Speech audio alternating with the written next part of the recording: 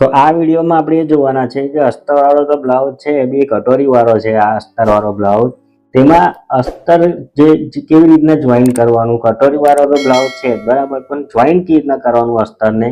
ઘણા બધા લોકોને ફિનિશિંગ નહીં આવતું, ઘણા બધા લોકોને પ્રોબ્લેમ આવે છે બરાબર, ખોલ પડે છે, ફિટિંગ કર્યા પછી પણ ફિનિશિંગ બરાબર નહીં આવતું. તો આ બધું આપણે આ વિડીયોની અંદર જ જોઈશું. તો સૌથી પહેલા મેં આ પટ્ટો લઈ લીધો છે નીચેનો, અને આ જે સાડીનું કપડું કટિંગ કરેલું છે તે અને અસ્તરનું કપડું કટિંગ કરેલું છે તે મેં આપણે અસ્તર કટિંગ કરીએ છીએ, સાડીનું કપડું થોડું વધારે કાપીએ છીએ. તો સૌથી પહેલા સામે આવી રીતના પટ્ટા કરી દીધા. ત્યાર પછી મેં આવી રીતના પટ્ટાને સિલાઈ મારીને સાડીનું કપડું અને અસ્તરનું કપડું બંને ફિટ કરી લઈશું. ધારીની સિલાઈ મારવાની છે બરાબર, અને બિલકુલ પણ ખેંચાખેંચ કરવાની નથી બરાબર. આવી રીતના આખા પટ્ટાને આવી રીતના જોઈન કરી લઈશું. જેટલું પણ વધારાનું છે બંને પટ્ટાને સિલાઈ મારી લીધા પછી સામે મૂકી જોવાનું. ત્યાર પછી આ વધારાનું જેટલું બી સાડીનું કપડું છે ને તે બધું કાપી નાખવાનું.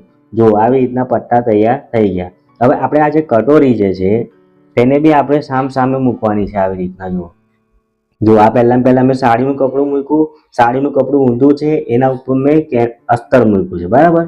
તો આવી રીતના કટોરી સામે કરી લીધી. ત્યાર પછી મેં આવી રીતના ધારીની સિલાઈ મારીને સાડીનું કપડું અને અસ્તરનું કપડું બંનેને ફિટ કરી દઈશ.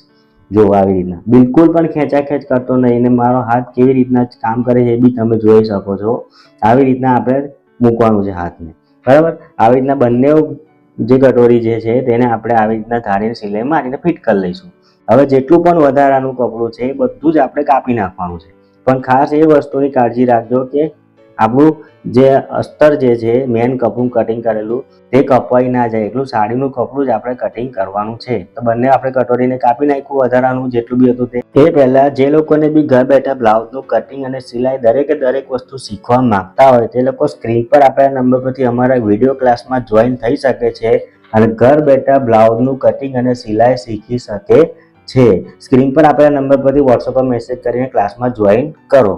અથવા તમારે ફર્મા મંગાવવા માંગતા હોય તેમાં કટોરીવાળા, ટક્સવાળા, પ્રિન્સેસ કટ ડ્રેસના દરેક જાતના દરેક સાઇઝના ફર્મા અવેલેબલ છે.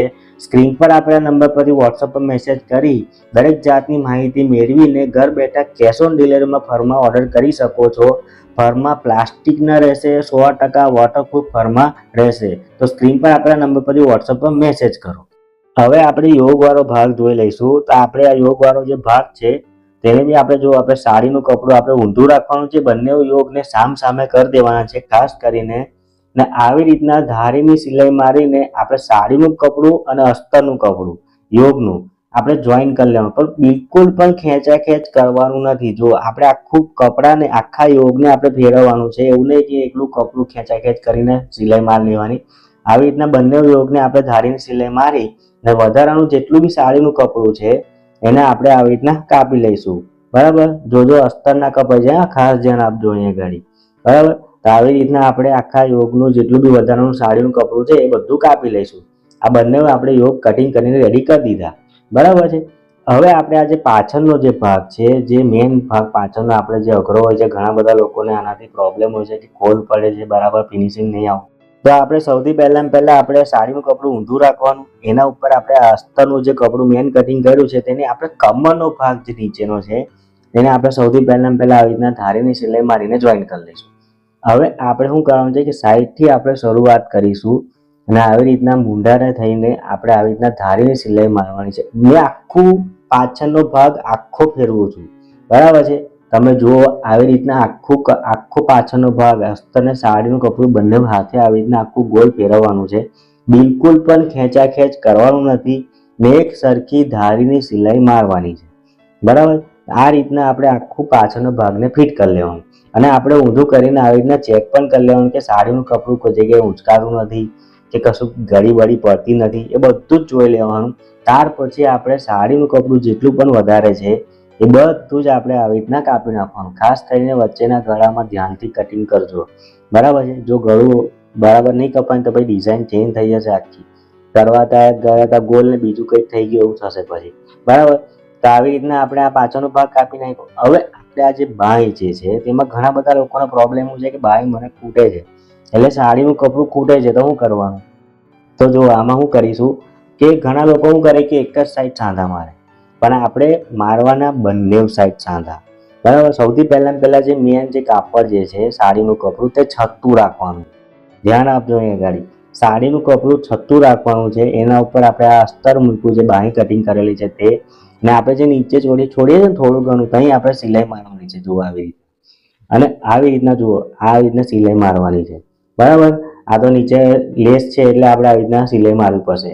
આવી રીતના જો આગળનો ભાગ હતો ને જે પૂરું થયું, એવી જ રીતના આપણે આ બીજી બાહીને આગળના ભાગથી શરૂઆત કરવાની છે. બરાબર. અને સાડીનું કપડું છતું રાખવાનું છે. હવે આપણે આને આપણે આવી રીતના હટાવી દેવાનું ઉપરનું અસ્તર, ને આવી રીતના નખ માર લેવાના અને અસ્તર નીચે જતું રહેવા દેવાનું, સાડીનું કપડું ઉપર આવી જાય. હવે ધારીની સિલાઈ આપણે ત્યાં માર દેવાની. આ જે મોરીનો ભાગ છે, બરાબર, ખાસ ધ્યાન આપજો આગળ કે આ મોરીનો ભાગ છે. બરાબર. હવે આ જે ભાગ આપણે સિલાઈ માર લીધી, ત્યાર પછી જેટલું બી ખોટું હોય સાડીનું કપડું વાંધો નહીં, પણ આપણે સિલાઈ માર લેવાની. આવી રીતના છતું રાખવાનું, સાડીનું કપડું ઉપર રાખવાનું અને અસ્તર નીચે રાખવાનું. આવી રીતના સિલાઈ માર લેવાની ધારી ધારી. હવે જેટલું બી સાડીનું કપડું વધે છે કોઈ પણ જગ્યાએ, તે બધી જગ્યાએ આપણે સાડીનું કપડું આપણે કાપી નાખવાનું. ત્યાં કાપી નાખ્યું મેં. હવે આપણે જોવાનું કે સાડીનું કપડું કઈ કઈ જગ્યાએ ખૂટે છે. જો સાઈડમાં ખૂટે છે તો આ જેટલું બી આપણું વધારેનું આપણી પાસે જેટલું બી કાપડ હોય સાડીનું, તે આપણે આવી રીતના લગાવીને સાંધા મારવાના. બરાબર. આપણે ગુજરાતી ભાષામાં કહીએ તો ઠીંગરા મારવાના. બરાબર. તો આપણે સાઈડમાં આવી રીતના સાંધા મારી જેટલું બી ખૂટતું હોય અને આવી રીતના કાપી નાખવાનું. આ સાઈડમાં જો બંને સાઈડ મેં આવી રીતના સાંધા મારું છે, એનું કારણ કહું તમને કે જ્યારે બી આપણે ફિટિંગ કરીશું ને ત્યારે આ બધા સાંધા ખરા ને તે સાઈડમાં અંદર જતા રહેશે. બરાબર. એટલા માટે આપણે બંને સાઈડ થોડા થોડા સાંધા મારીશું. ગમે તે એક જ સાઈડ મોટો સાંધો મારીશું તો પછી એ પાછળના ભાગમાં દેખાશે. એટલે આપણે થોડા થોડા બંને સાઈડ મારીશું તો કેવું કે દબાણ કરતી વખતે અંદર જતું રહે તો સારું લાગે, ખરાબ ના લાગે. તો આ બંને બાહીને આપણે આવી રીતના સેમ ટુ સેમ પદ્ધતિથી આવી રીતના સાંધા માર દેવાના. બરાબર. જો આવી રીતના આ બાહીમાં પણ આપણે મારવાના છે તો માર દીધા. બરાબર. બંને બાહી તૈયાર થઈ ગઈ. તો આ હતું આપણું અસ્તરવાળા બ્લાઉઝમાં અસ્તર કેવી રીતના જોઈન કરવાનું, સાડીનું કપડું કેવી રીતના જોઈન કરવાનું તેનો વિડીયો સારો લાગ્યો તો વિડીયોને લાઈક કરી દેજો. જોવા નવા હોય તો ચેનલને સબસ્ક્રાઈબ કરી લેજો. તો આજના માટે આટલું જ. ફરી મળશું બીજા વિડીયોમાં. ચાલો તારે, બાય.